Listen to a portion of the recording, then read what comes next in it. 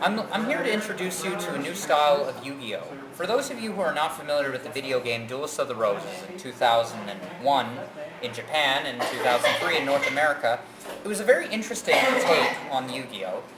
Where it was sort of like a chessboard sort of thing. Now, I've read the online forums, and there have been many attempts to make this come to life. In my opinion, they were kind of a little The rules did not work with modern gameplay. To be fair, the game itself was made when Yu-Gi-Oh! Itself was in its infancy, so it is understandable that certain elements wouldn't work with what we now have, like, Cosmos is a great example of that, but we'll get to that in a minute.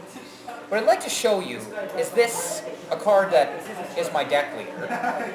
Each of us start out with one in the center, very foremost file. Your opponent, depending on how you sort it out, could be A4 or G4, depending on if you guys want to use that whole grid thing, the system, or whatever have you. The deck leader can be anything. It doesn't have to even actually be a monster. It's preferred that it be a monster, just because it makes more sense, or something that resembles one. In any case, it should be used in a different sleeve than, say, for example, your main deck, extra deck, just to avoid confusion. It just represents your life points. It doesn't gain any abilities. This is actually a gold-plated Blue Eyes Ultimate, but this cannot attack for all intents and purposes. Now, basically, the movements it gets, you're going to learn. The movements it gets to go up, right, well, left on mine, but it's your right. Up, right, left, and down in any of these directions. And that is where it can summon immediately adjacent to itself, around itself. For example, I'm just going to draw my hand, and I'm going to show you all what I got. Now, monster limits and spell limits, etc. all still apply. For example, this is my starting hand, so I'm going to normal summon, and I guess for some reason I'm going to set this Call the Haunted, and I'm going to move it over here. I'm going to move my tin can closer to my opponent, because you want to be closer to your opponent for reasons I'll explain in a moment. And I'll set this Dark Hole in face-down defense position. I'm going to want to validate it to a nearby person, like say I had a buddy next to me. I validate that this is not an actual monster, and that I've only normal summoned once this turn. Tin Can's effect would go off at the end phase as normally expected. Now, for the sake of this, we're just going to pick Dark Lady. It doesn't matter, because this is just for demonstration purposes. And Dark Lady, because this is leaving the field to special summon her, she will end up in the spot Tin Can was at. Now, because this is the end phase, I can't make her move, obviously. I mean, come on, it's the end phase. That would be bullshit. Yeah, I'm just going to move her at the end phase. So that doesn't happen. The opponent does their turn. They'll probably move their deck later forward, something like that, and whatever. I decide to activate Call the Haunted, because they're summoning some asshole I want to stop before it gets its effect off.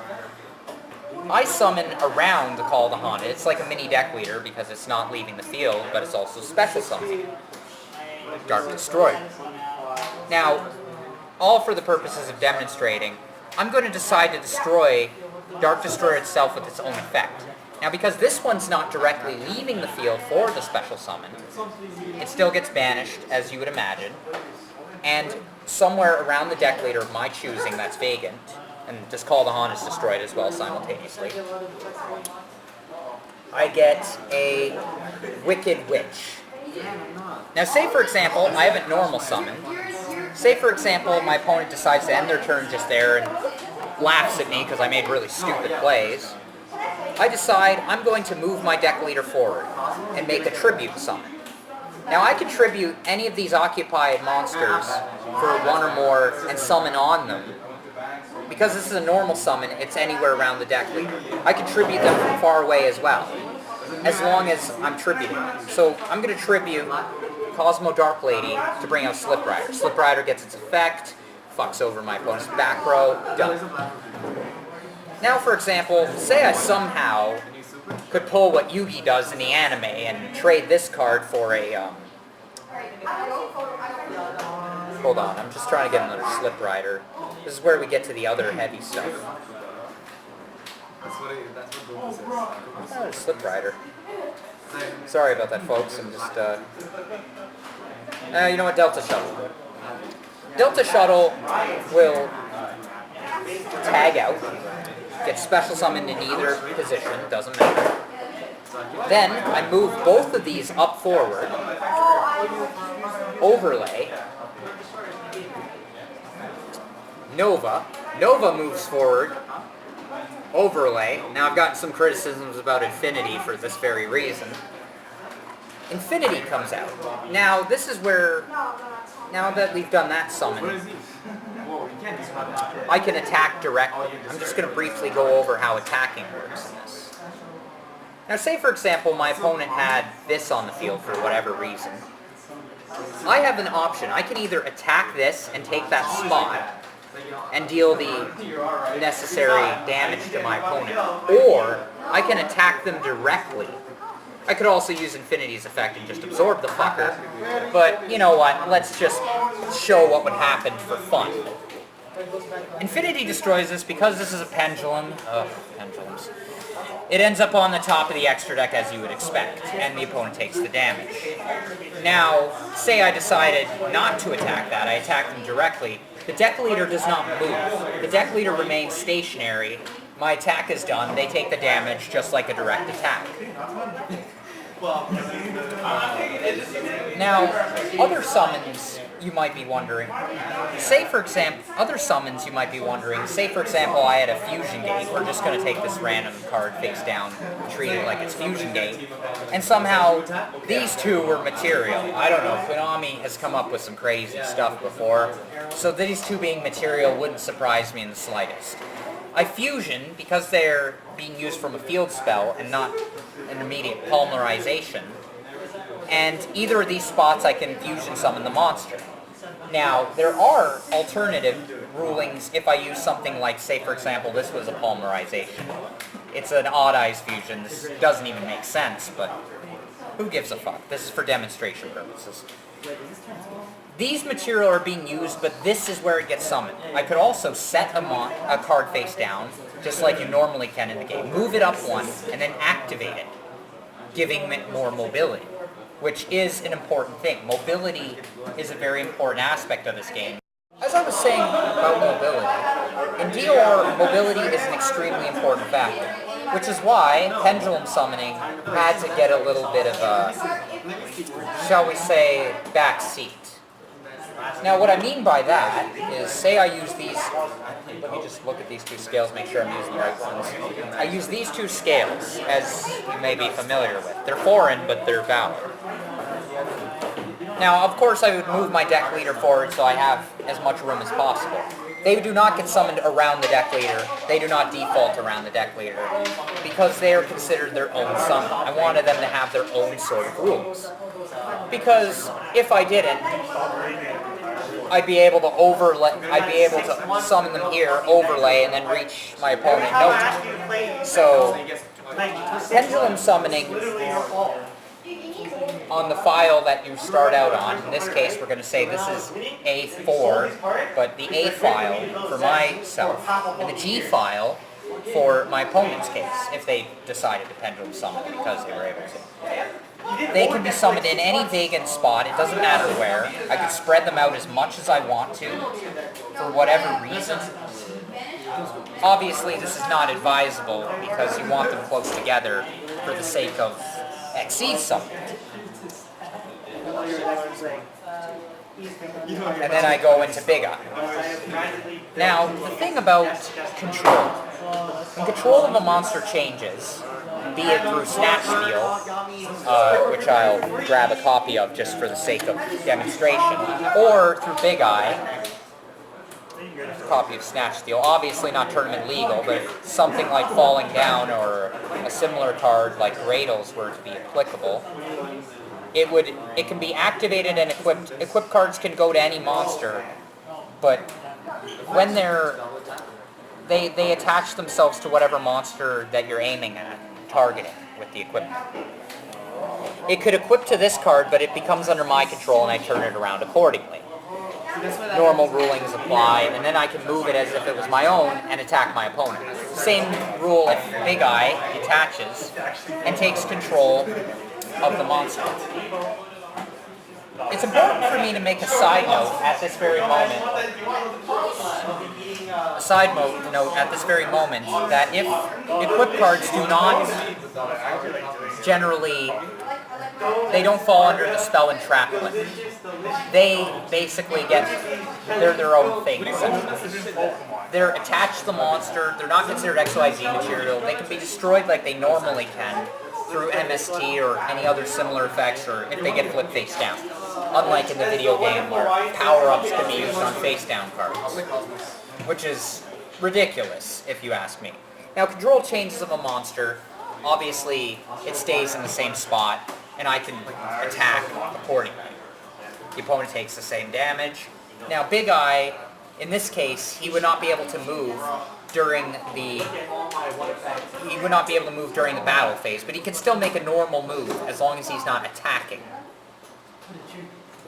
during, say, the main phase 1 or 2, as long as he hasn't moved during that turn. Now, ranking up in general, we're just going to demonstrate using any random exceed. It doesn't have to actually be an applicable one. We'll always rank up where the exceed is, regardless of how say it's a rank up magic card. It will not get summoned over here. It'll get summoned on the exceed, and then it gets an additional movement, as you can imagine.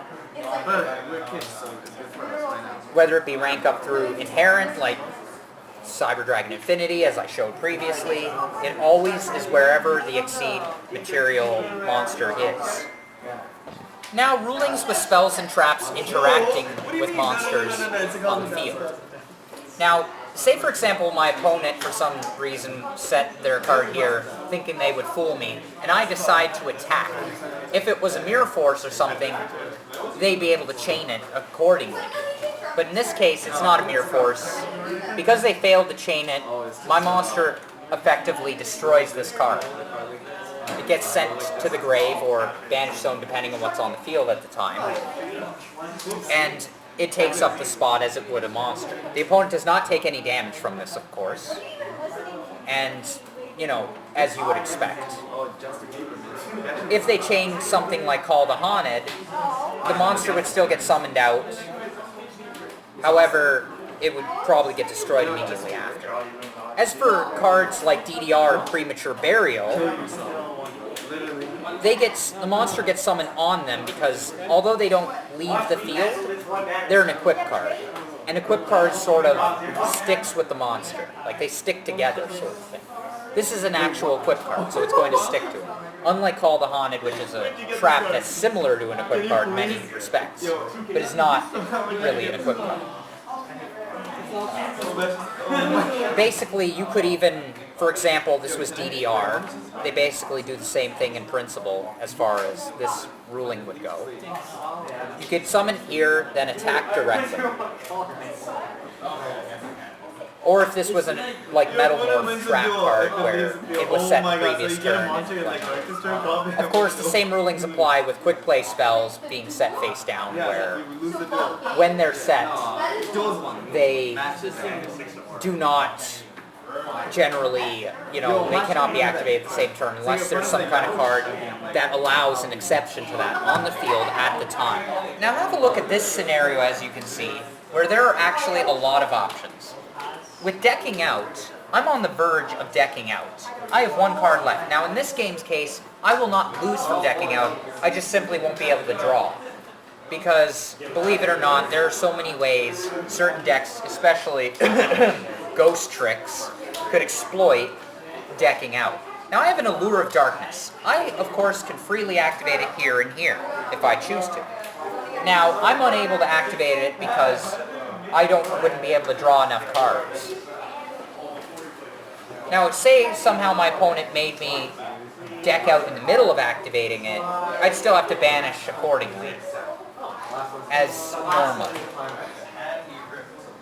If I do deck out, I just simply miss my draw, basically. Or all draw and mill effects are null and void and cannot be activated. All costs related to milling or drawing cannot be done. They're just off the table. Now, in this scenario, I actually have a lot of options capable of demonstrating what will happen. As you know before, if this gets destroyed and goes to the graveyard, it would summon something from the deck, though it obviously can't in this scenario. I can overlay these two and summon, say, Divine Dragon Knight Felbrand, which would be met with extreme opposition if I did that. It would cause a chain reaction because we got this bullshit here, we got all these cards I have face down. It would be extremely chaotic, and one mistake from either player's part, and you know, it could be anyone's game. This would really help though. Solemn Warning. I don't think it would do anything against Infinity, but it would certainly be nice in this scenario. Just gonna put this back. As you can see, even though I obviously don't want to swap this out because this is the only thing preventing me from receiving a loss, I could use this effect to bring out a Dark Eclipser. Of course, as if I decide to move it up here, Dark Eclipser will end up taking her spot. She'll end up in the Banish Zone. Strawman, he's arguably more powerful in DOR. Because Strawman can actually, say for example, he was over here, I could summon something right next to my opponent's deck leader and attack them directly. Similar scenarios can happen a lot more in Cosmos because of Strawman. Strawman, using its effect, I could bring out Landwalker. Hopefully no one has a tow cable or something, otherwise I'd be in trouble. A tow cable. Just think about that for a minute. Now, assuming my opponent doesn't have a tow cable, and I manage to get over all their stuff, if I deck out, and they somehow still have plays left, I'm probably going to want to quit because I'm out of, my days are numbered. Unless I got a loop where I can somehow negate everything they could do for the foreseeable future, I'm going to probably quit if I can't kill them within a few turns. Now obviously if I surround their deck leader somehow, they're going to want to quit anyways because they're pretty much screwed in that scenario where all my stuff surrounds them and they don't have any plays. However, this is a more anyone's game scenario, and there's still a lot of plays, as you can see plainly. What a weird hand this would be. Max C up the ass, man. Not that this would do very much good. I mean, one call to Haunted. Yeah, I'll just wait until my turn, thank you.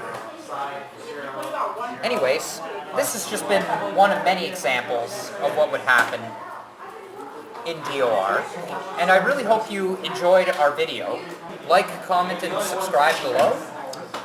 There's a link in the description to our Facebook page where we have many types of Duelist of the Roses style design mats. Subscribe to our channel and we'd be happy to have you. Not to be Caesar! Thank you. And good